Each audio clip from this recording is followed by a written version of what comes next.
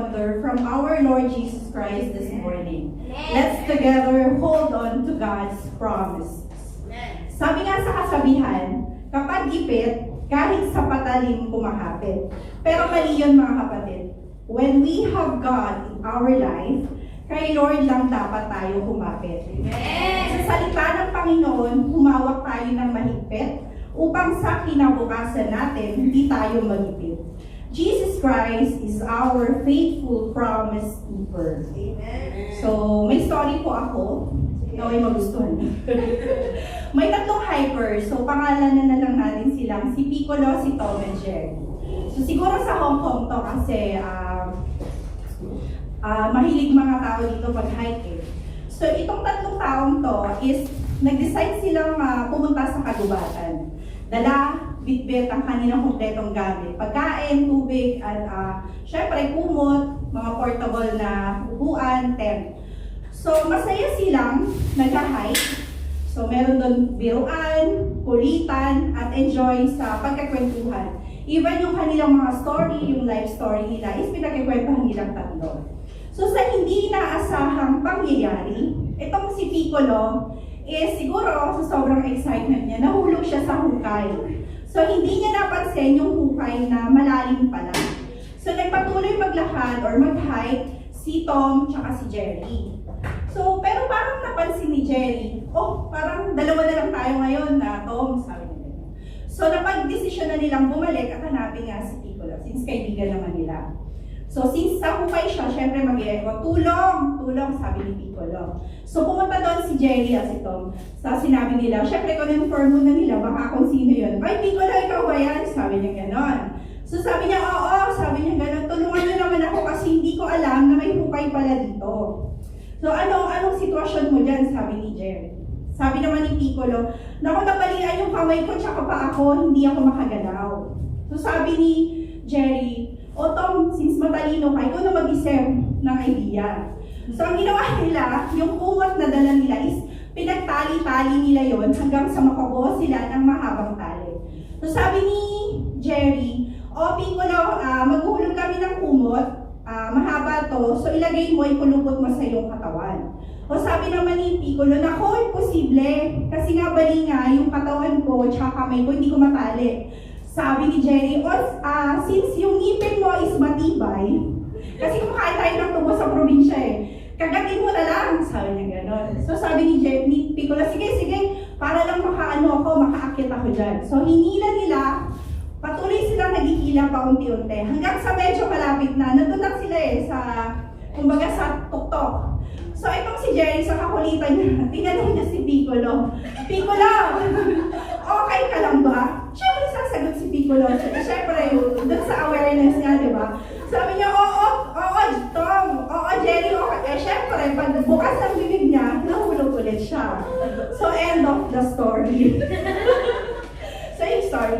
Minsan, yung akala nating solusyon sa problema, alam natin yun yung pinaka-answered prayer na. Pero minsan yun yung ikakapahamak. Bakit? Because we didn't ask for God's direction and guidance. We resolve problems by our own mind, our own way. Tapos kapag critical na, at nandun na sa pinaka-mahirap na, sakap natin idudulog at iiyak sa Diyos. When you hold on to God's promises, you are holding to His character, to His power and sovereignty. Only Jesus Christ can lead us to perfect solution. In Numbers chapter 23 verse 19 says, God is not human that He should lie, not a human being that He should change His mind. Does He speak and not act? Does He promise and not fulfill? This verse highlights God's faithfulness and unchanging nature, emphasizing that His word is reliable and He always acts on His promise, unlike fallible humans. So, syempre, ang pangako ni Jesus ay hindi mapapako. Mapako na ang ibang pangako, pero ang pangako ng Diyos ay steadfast. Never nag-fade ang promises ni Lord, kaya kapit ng mahigpit, mga kapatid. God promises are the foundation of our faith. assuring us that our lives are in His hands. His word declares freedom from addiction, deliverance from evil, restoration in relationship, financial provision, healing, strength, and unwavering hope. So yan yung mga answers sa ating mga problema. By internalizing His promises, believers are equipped to overcome life's challenges, experience spiritual growth, and deepen their relationship with God. Sana huwag lang tayong kumapit kay God because nandun tayo sa critical na problema. Masaya man yan, may problema ka man yan, may pera ka man o hindi. Dapat yung faithfulness natin kay God, nandun tayo. Kasi nga, yung promise ni God ay hindi talaga nagbabago. Yung salita ng Diyos is the solution on our problems. Ang problema lang is kapag hindi tayo nagbabasa. Yun lang yung problema doon. But then sometimes, yung request natin at sariling kagustuhan ay hindi nangyayari because God is only protecting us. Baka pag nagaran nga niya is lumayo pa sa Kanya. In a world filled with broken promises, God stands apart as the unchanging, unwavering promise keeper.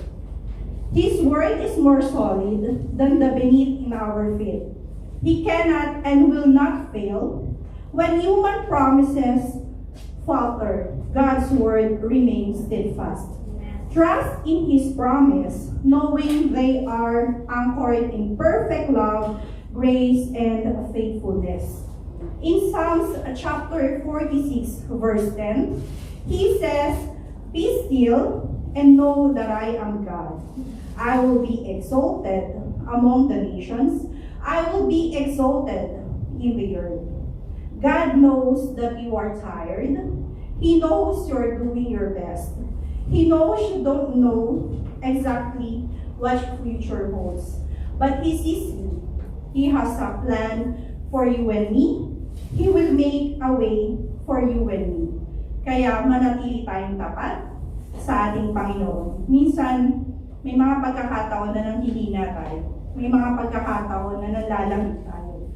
But then, if we always read the Word of God, lahat ng panlalamig mo, lahat ng panlulumo mo, lahat yun magbabalik sa isang kasiglahan, isang excitement.